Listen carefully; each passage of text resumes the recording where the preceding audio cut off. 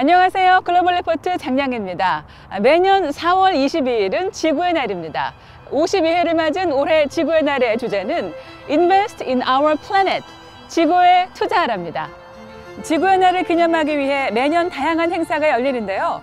워싱턴 DC에 있는 케너디 센터에서는 플라스틱 양동이 300개로 만든 노딕 스완이라는 작품을 전시했죠. 이 작품은 덴마크 작가 토마스 담보가 플라스틱 사용에 대한 경각심을 일깨우기 위해 제작했습니다. 1969년 캘리포니아 산타바바라 원유 유출 사태 후 시민운동가들이 환경의 중요성을 알리기 위해 1970년 첫 지구의 날을 제정하고 기념했는데요. 올해도 지구 곳곳에서 묘목 심기, 플라스틱 줄이기 등 다양한 캠페인이 진행되고 있습니다. 최근에는 자연보호단체 세계자연기금 WWF가 주도하는 Earth Hour 행사도 생겼는데요. 2007년 호주 시드니에서 처음 시작된 Earth Hour는 1시간 동안 전등을 꺼서 지구와 환경의 중요성을 인식하는 시간입니다. 다양하고 깊이 있는 세계 소식 글로벌 리포트 지금 시작합니다.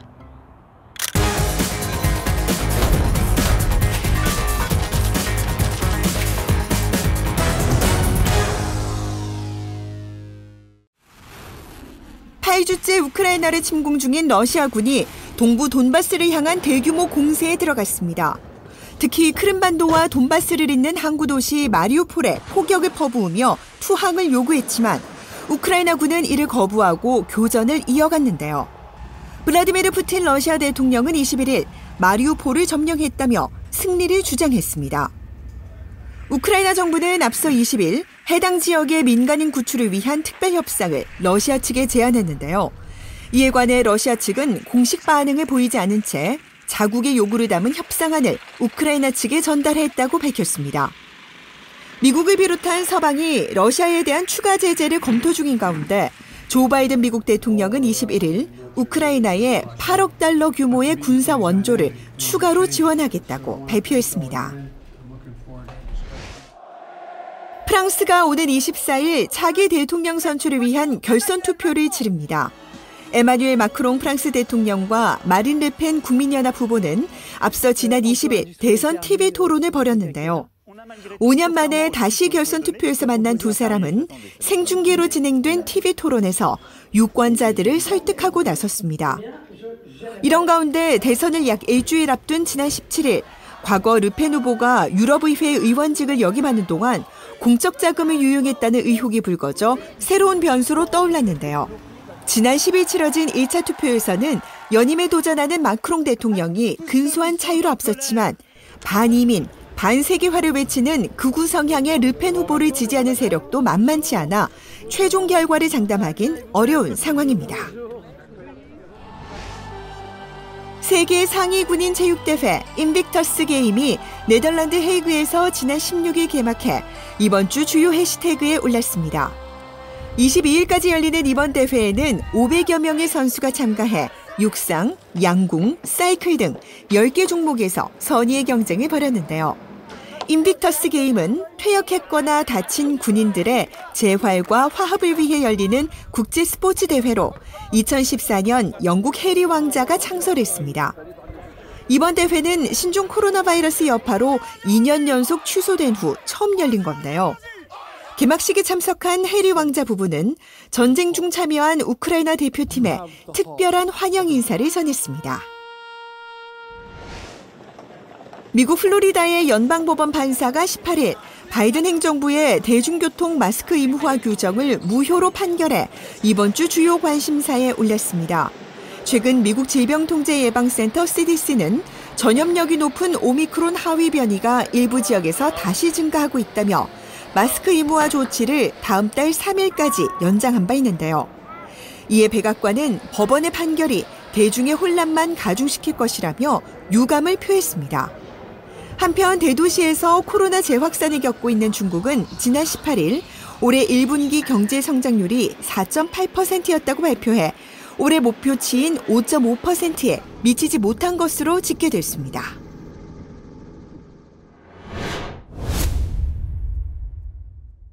남태평양의 작은 섬나라 솔로몬 제도가 미중 패권 경쟁의 새로운 각축장으로 떠올랐습니다. 솔로몬 제도가 이웃 나라들의 반대에도 불구하고 중국과 공식적으로 안보 협정을 체결하면서 미국을 비롯해 인도태평양 동맹국들의 우려가 커지고 있는데요. 클릭 글로벌 이슈 오늘은 세계적 관심사로 떠오른 솔로몬 제도의 선택에 대해 알아보겠습니다.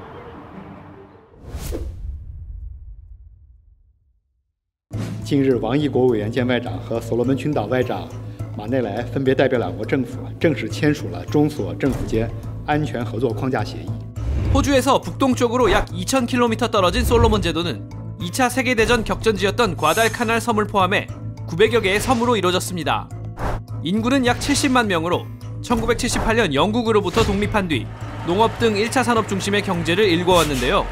특히 인접국인 호주의 원조에 크게 의존해왔다는 특징이 있죠. We have done a lot in the Solomon Islands and we will always be there to provide support and we want that relationship to continue. We don't want it to be disrupted by the aggression of China and we're right to call it out because we want to protect and defend peace in our region. 그런데 2019년 취임한 마나세 소가바레 총리가 중국 자본 유치를 위해 타이완과 단교하고 중국과 수교하며 마찰이 시작됐는데요. 이 문제로 온 나라가 친중국, 친타이완으로 갈라져 지난해 11월 대규모 반정부 시위까지 겪었지만 소가바레 정부는 친중 행보를 가속화했고 결국 이번에 안보 협정을 맺기에 이르렀습니다. And there is no intention whatsoever, Mr. Speaker, to ask China to build a military base in Solomon Islands. We're insulted. We're insulted by such unfounded stories. 소가바레 총리는 자국에 중국군이 주둔하는 일은 없을 거라고 말하지만 미국과 동맹들은 중국이 결국엔 솔로몬 제도를 남태평양 진출 기지로 활용할 것이라 우려하는데요. Despite the Solomon Islands government's comments, the broad nature of the security agreement leaves open the door for the deployment of PRC military forces to the Solomon Islands. 실제 중국은 동아프리카 지부티에 건설한 해군 기지에 지난달 사상 처음으로 해군 전함을 정박시키는 등 대양 해군 전력 구축에 박차를 가하고 있습니다.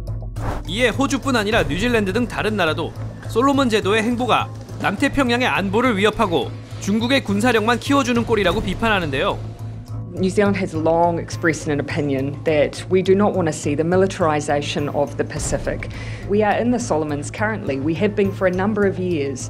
In my mind, there's no need for this expansion that we're seeing. 자유롭고 개방된 인도태평양 전략에 차질을 빚게 된 미국 또한 급히 행동에 나섰습니다.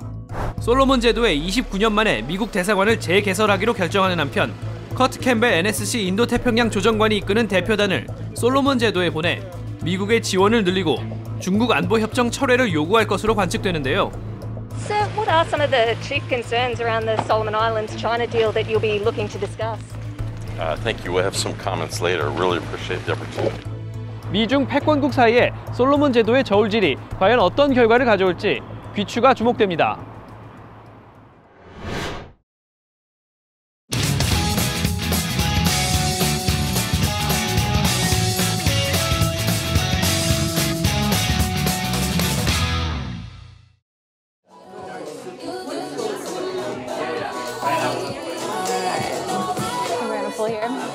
Oh, it's already here. Yeah. Okay.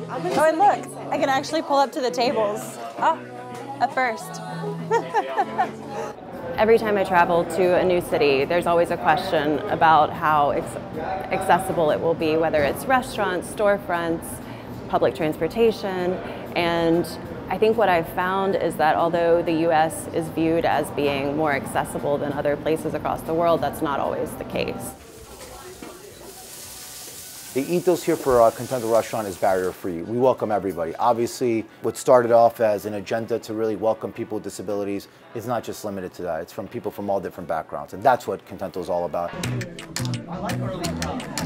Yannick and I have been to tons of different places where we were either not allowed to enjoy a drink at the bar because the bar was too high, or we just had to sit at a regular table away from the bar and just enjoy our drinks in a segmented fashion. So what we want to do here at Contento is create a space where anyone, right, whether you have a disability, physical, you don't have a disability, we wanted every individual to be able to just enjoy the moment, the conversation, and everything that a bar has to offer. So we lowered it. This space used to have a 10-foot step leading into it. Right? Huge undertaking, because we had to completely demo the floor. Yeah. Once we demoed the flow, we realized that all the beams had to be replaced. They were rusted out, steel beams. And but then made the entire space level to the sidewalk, right? I mean, you feel the incline when you're rolling in. So there's a slight incline, and then you have the space. First off, there's a lot of things that you don't see, right?